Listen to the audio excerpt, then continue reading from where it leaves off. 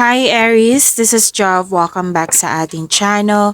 By the way, Aries, this is your weekly Gabay Tarot reading ngayong July 20 to 26, 2026. Gamitin ang reading na ito bilang gabay lamang. Tandaan, Aries, kunin niyo lamang ang mga mensaheng tumatama sa inyong sitwasyon at iwanan ang hindi. Gabay lang ito at ikaw pa rin ang may hawak ng tadhana mo. Kung handa ka na, Aries, tingnan natin kung ano ang gustong sabihin sa iyo ng universe ngayon.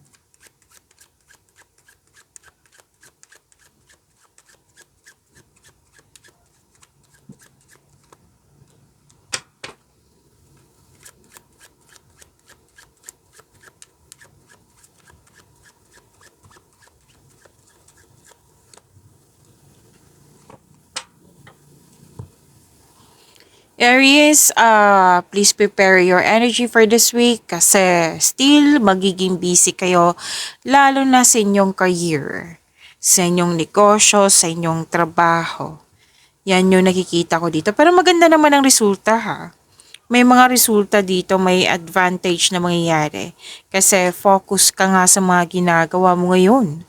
Sabi po dito, Aries, na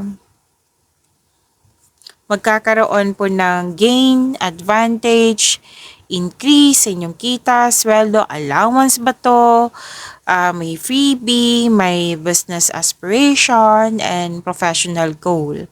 So may magandang mangyayari sa finances, career, sa work mo. I-claim nyo po ito, Aries.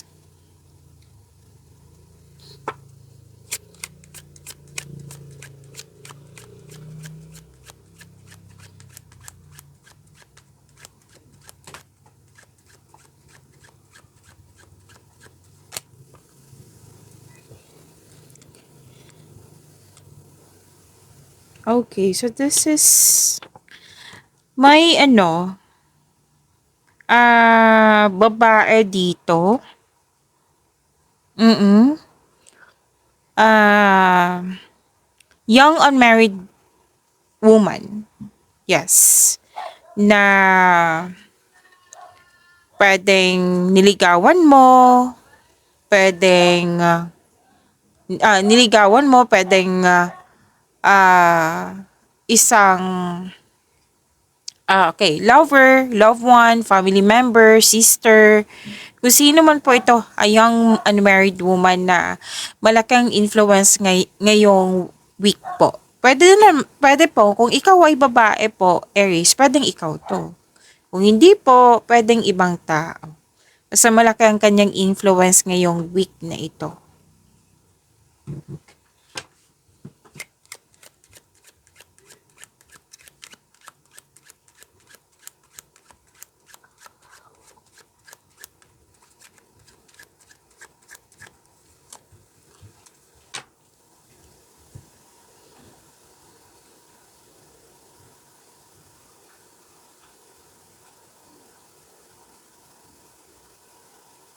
Okay.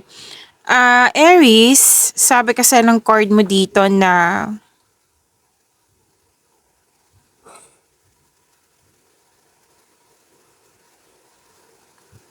pwedeng home base yung trabaho mo or nagpasya ka na i-home base yung trabaho mo. At nakikita ko dito na may nag-uusap po. I think this is your family. Okay? May emotional bonds, family bonds, and gusto mo mag-staycation sa bahay kasi you felt calm, relaxed, and security pag nasa bahay ka. Pwede din pong bagong project ito. May nakita nga ako ditong nag-uusap kayo tungkol sa domestic matters or sa property po. May nakabenta ng bahay, may magpapatayo ng bahay, may bibili ng property. Yan. So, prosperity din po ito. Prosperity is yours. Claim nyo po ito, Aries.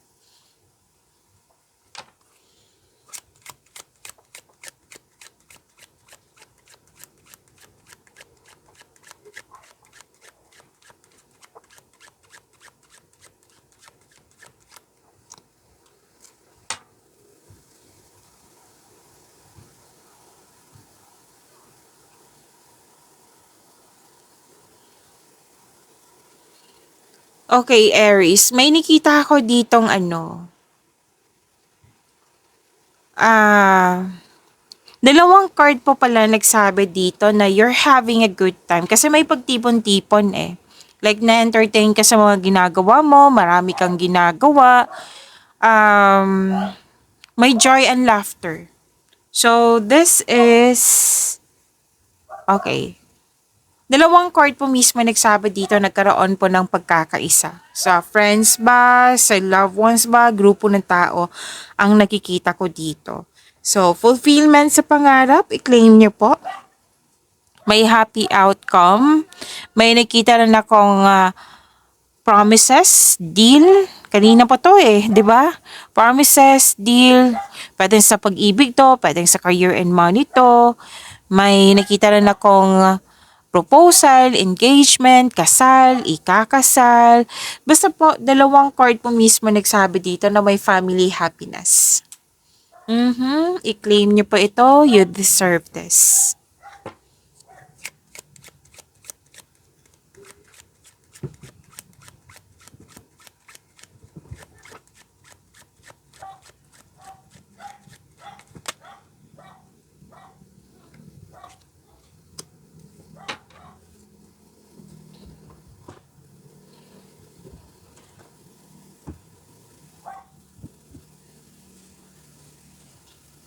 Okay.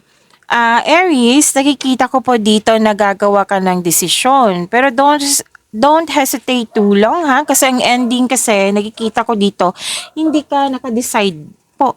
Okay? Kumbaga, let's say, for example, Aries, 8 a.m., gumagawa ka ng desisyon eh. Tapos at the end of the day, hindi ka na makapag-decide. It might be naguguluhan ka. So see to it na magkaroon ka ng konkretong plano para makagawa ka ng best decision or best choice. Kasi may nakita ko dito, Aries eh. Like, decision na. Oh, ito na yung decision ko. Pero later on, mag-change na naman. Change mind. Oo, iba na naman yung decision mo. So, yan. So, alamin mo muna kung bakit ka yung anong laban bawi. Okay, alamin mo muna para mabigyan mo ng solusyon yan. Kung malaman mo na kung bakit anong tawag dito, na pabago-bagong isip mo, pwedeng fear kasi to eh. So, bakit ka nagkaroon ng fear? Yan, hanapin mo yan. Bakit?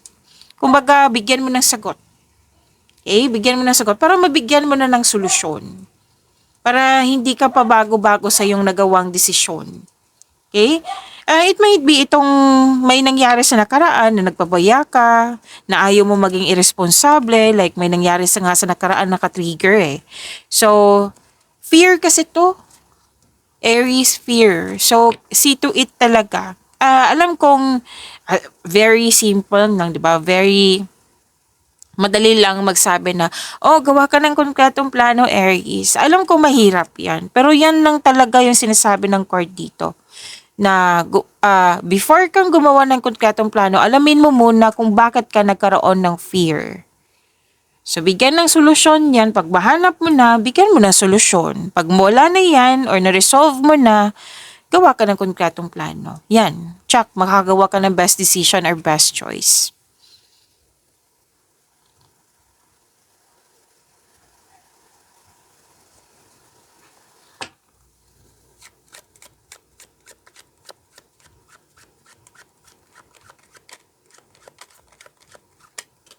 Ooh, I think dalawa to. O, kunin ka na ha. Gusto niya sumama, Aries. Okay, andito na naman. I think tatlong card na ito. May reunion, togetherness, bonding, may nagkaayos, may umuwi, pwede ikaw yung umuwi or may umuwi sa'yo, return of a lover, may nagkaayos nga, someone or something returns from the past, reunion of people nga. Meeting, pwede din po. Basta ang nakikita ko dito, recovery and healing, which is good. May positive outcome din, so i-claim nyo po ito. Natutuwa ka sa kaibigan mo or isang tao na malapit sa'yo, na very loyal sa'yo, very supportive sa'yo. Nagbigay ito ng unconditional love. At handa kang magbigay din ng unconditional love sa kanya. Like, Alagang-alaga siya sa'yo, mahal na mahal ka niya, ganun din yung response mo sa kanya. Like, natuwa ka talaga. Para than a trusting friend to or any kaya, kung ano man po to, kung sino man tong loyal sa iyo. Na talagang sinamahan ka, nag-volunteer to, na tulungan ka niya or samahan ka. Yan.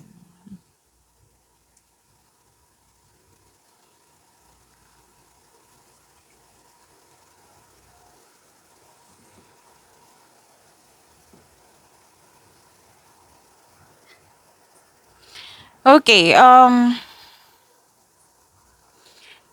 there's a positive energy. You're divinely guided. Nagkaroon ka ng time sa iyong sarili, nagpaganda, nagpapogi.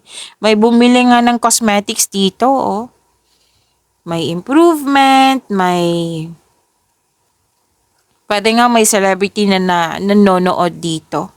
Mhm.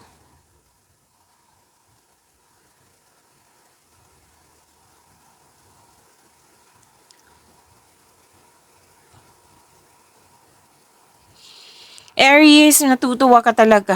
Oo, may isang tao dito. It might be magkaiba lang to sila, pero may pakiramdam akong iisang tao lang to. Like, natutuwa ka sa isang tao na very submissive, like, kasi this is a receiving, kumbaga, this is an act of giving and receiving. Yes, this is an act of giving and receiving and like, ano to nag-offer ng help or ikaw yung inofferan. Kasi kanina may handang tumulong sa iyo eh. So mayroon din dito. So natutuwa ka talaga. I think this is a third card. Nagsabi na tutulungan ka talaga ng taong ito or pwedeng ikaw ito. Okay? So makakatanggap kayo ng regalo or tulong. Pwedeng ikaw yung nagbigay, pwedeng siya yung nagbigay. May development, may progress, improvement sa mga concern o sa mga ginagawa nyo ngayon. Yes. At sabi din dito na, andito na. Pero kinonfirm dito, dalawang card mismo nagsabi dito, this is a young unmarried woman talaga. Okay, kanina pa to. Kanina pa to na isang young unmarried woman na very caring sa iyo, mapagmahal, very maalaga. Like, pinapakita or talagang pinaparamdam sa iyo na mahal ka niya. Na pwede na nga ikaw ito. Mm-hmm. So, yan po, Aries.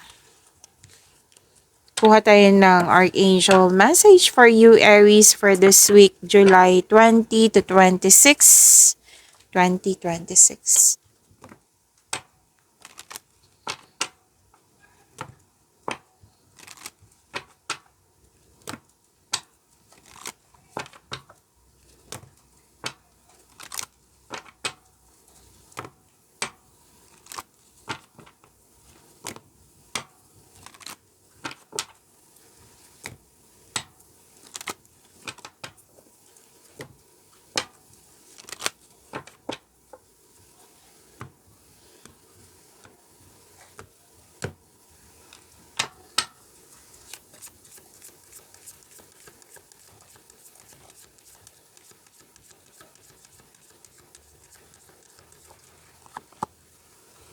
Okay, andito po si Archangel Metatron. Ang sabi po dito, i-focus natin ha. I-pause nyo po yung video para mabasa nyo rin. Okay, chakra clearing. Sabi po ni Archangel Metatron, call upon me to clear and open your chakras. Okay, using sacred geometric shapes. So, meaning to say, may sabi kasi dito na may nais kayo. So, i-pray nyo. Okay, ihingi nyo kay God. Ihingi nyo kay God na nais may gusto kong maabot, may gusto kong makuha, may gusto kong mangyari. So, i-pray nyo po. And syempre, habang pinipray mo to, i-ano mo talaga. Like, magkaroon ng positive thoughts, good intention. Like, ikwento mo kay God na kung bakit mo to nais, bakit mo kailangan. Ayan. Okay, so communicate. Communicate po. And listen to your intuition also. Makinig. Kasi most likely pag lumabas dito si Archangel Metatron, may mensahe sa inyong intuition. It might be through your dreams kung ikaw ay naniniwala. Yan. Habang nagsusulat ka sa journal mo dyan or habang nagpray ka, may mga sumagot dyan eh. So, connect to your intuition kung pwede po kung gusto niyo. So, yan po yung message ni Archangel Metatron. Yes. Chakra clearing. And this is also it might be may kayo dyan na parang nahihirapan or nabibigatan, may unhealthy attachment sa nakaraan. So, kailangan kasi dito ng yung mas may ngingibabaw yung mabuting energy. Like, it's time to release the bad energy, yung blockages. Yan, it's time to release na. Pwedeng mag-cleansing din kayo, pero ang naunang mensahe kasi dito ni Archangel Metatron, connect. Magkaroon ng connection. Meaning to say, pray. Okay? Pray nyo po. So, yan po yung message ni Archangel Metatron.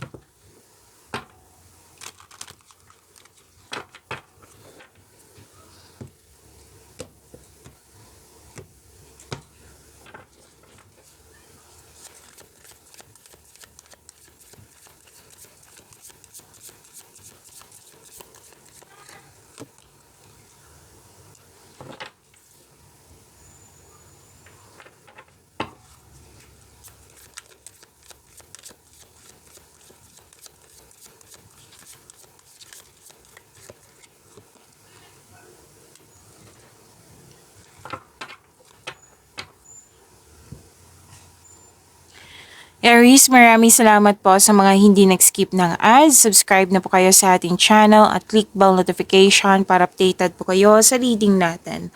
Para po sa mga gusto magpa-reading po, comment po kayo ng personal reading and check my reply sa comment section.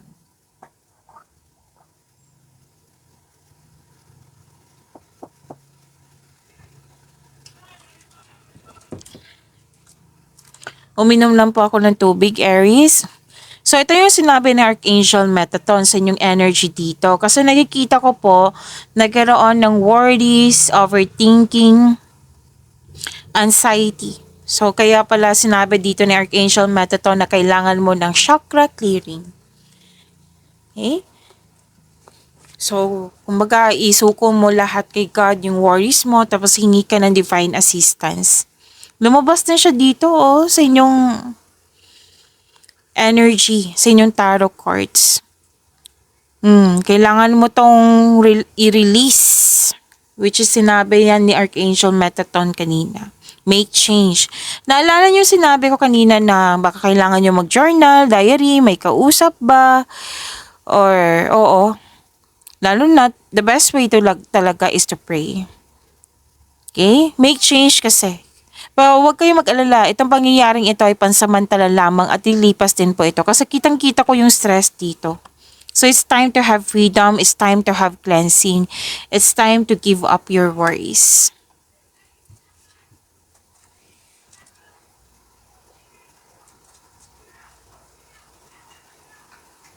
Okay, ang sabi kasi ng card dito, kung may conflict kayo sa isang tao, communication is the key. Kung conflicto sa isang bagay or sa isang sitwasyon, communication pa rin is the key. Magtanong, humingi ng tulong. Yan. So, huwag kayong mag-alala kung ano man po ito kasi nearing completion to eh. Ma-overcome mo rin po ito, Aries. Huwag kayong mag-alala.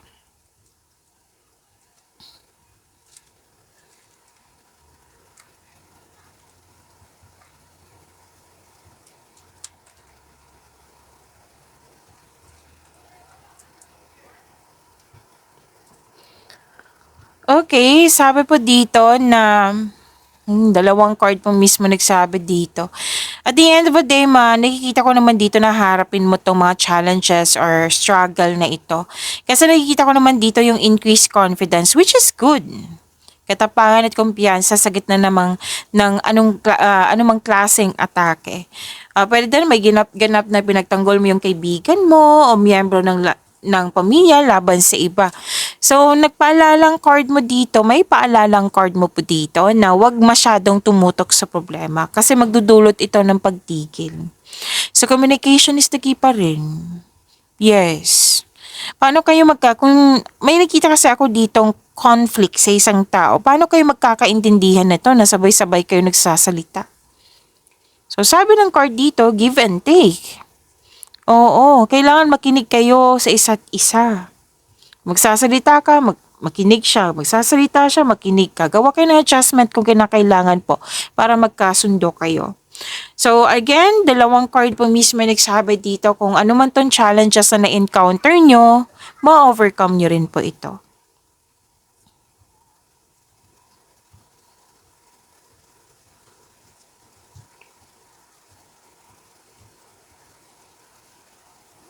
Oh, andito po yung successful negotiation, no. May raise ng allowance, sweldo, may kontrata din ako nakikita dito. Basta magkakaroon po siya ng successful, anong tawag nito? Successful negotiation. Yes. So, i-claim niyo po ha, kung ano man tong challenges na ito, kitang-kita ko ma-overcome mo. Kasi hinarap mo, hindi ka umiiwas. Claim niyo po yung successful negotiation.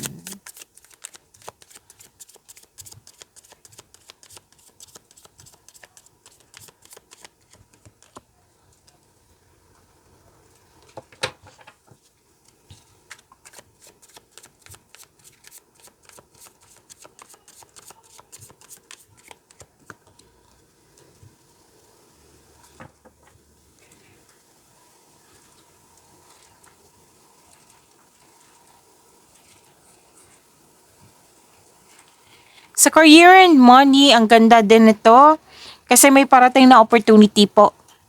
And your finances are improving also. You're becoming more confident sa mga ginagawa mo ngayon. Wow, ang ganda naman nito. Malakas din yung intuition mo. Oh. Okay. Makakatanggap ka ng magandang balita, may gustong mag-reach out sa'yo, gusto niyang humingi na sorry, may matatanggap kang mensahe galing sa isang unexpected sources, pwedeng galing to sa inyong intuition, which is sinabi ni Archangel Metatron kanina. Metatron.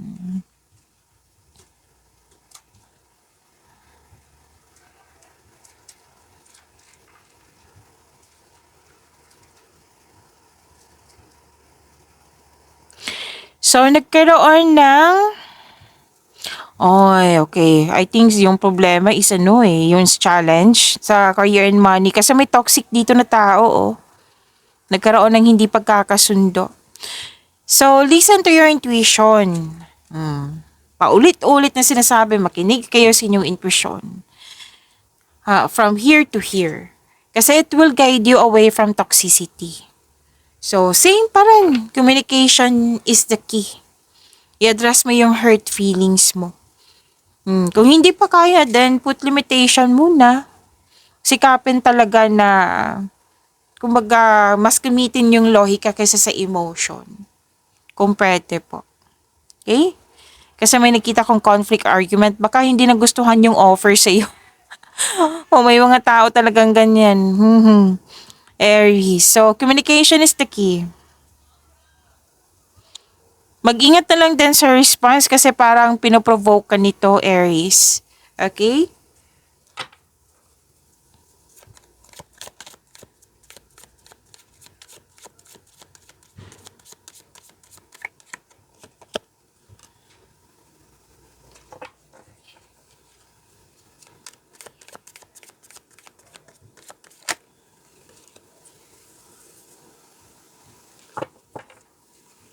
Aries, okay. Maraming salamat po. Okay. Kung gusto niyo ma-notify kayo, like ma-prompt kayo, like, anong tawag nito? Mapanood agad yung premiere ng video natin, i-click niyo po yung bell notification dyan. At huwag niyo kalimutan na mag-subscribe sa channel natin. Nag-offer po ako ng rush reading. Kung gusto niyo po, comment down personal reading at antayin yung reply ko.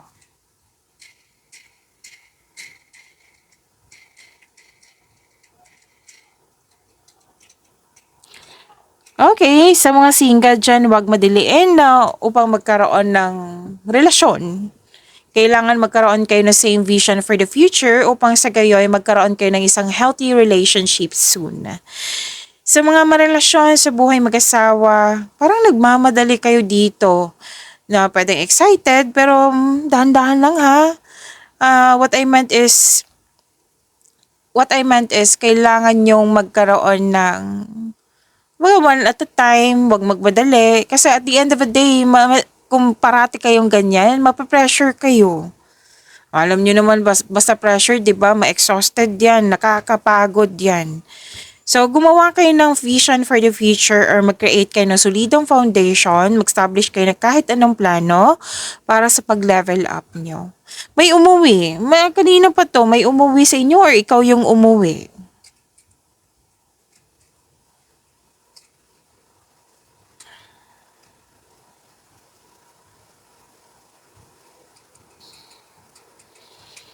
Okay, sa mga relasyon sa buhay mag-asawa, malakas kasi yung intuition. Kanina pa sinasabi. Puro intuition. Okay. So, may mensahe talaga. So, kailangan yung maginig sa inyong intuition kung pwede po. Kasi may sikretong mabubulgar. Kung malapit to sa iyo, mag-uusap kayo, magkakaroon kayo ng honest conversation. Pero may some of you may nakita ko ditong nalaman mo lang. It might be nag-observe ka muna. Hindi to malapit sa iyo ang ilan sa inyo. So, be careful kasi may taong malapit sa iyo na hindi totoo sa iyo. Pero alam mo to, malalaman mo na kung sino ito. Kaya tinatap kayo ng mga cards mo, lalo na si Archangel Metatron na makinig sa inyong intuition kung maaari po.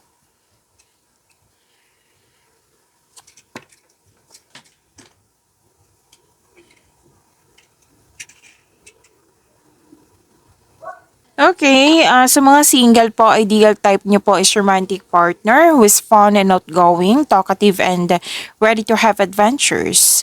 Para sa mga relasyon sa buhay mag-asawa, masaya, stability ang nakikita ko dito. May makilala kang mabubuting tao o lumabas din to kanina. Natutuwa ka sa kaibigan mo or taong malapit sa'yo kasi very, very trusted friend, trusted person. Yes, andito pa rin yung magandang balita na makakatanggap ka ng magandang balita.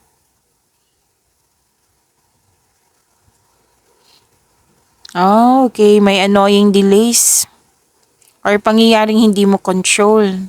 So, you need to slow down. Kanina pa to, na you need to slow down kasi parang naghahabol ka dito. Sinabi naman kanina, 'di ba, na huwag kayong maghabol or magmadali kasi at the end of the day, ikaw mahirapan yan. So, may delay talaga or mga pangyayaring hindi mo control. Hindi mo kontrolado ang delays. Cancellations ba yun? Ba ito or miscommunication? Pero, kontrolado mo kung paano ka mag-respond. Okay? Kasi minsan ang delay is a protection, redirection. It might be may ipapagawa sa'yo or ipaparealize sa'yo bago dumating yon kung hinihintay mo to ha.